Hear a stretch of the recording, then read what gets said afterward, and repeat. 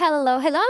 Nandito naman tagapagluto niyo ng kung ano-ano, kaya huwag kalimutang in-like and subscribe ang ating channel! Yes, and for today, tayo ay magluluto ng mukhang hindi healthy, pero healthy. Oo, mukhang hindi healthy, pero healthy ang ating lulutuin yun.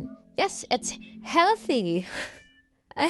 Healthy yan. Siyempre, bulay ng buhay yan. It's malunggay. Malunggay means. Kaya healthy talaga yan.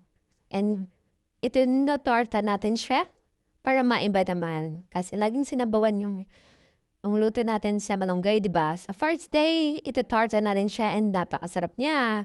Maganda yan para sa mga batang hindi masyadong kumakain ng gulay. Kaya subukan nyo na rin. Don't forget to like and subscribe sa ating channel. Thank you!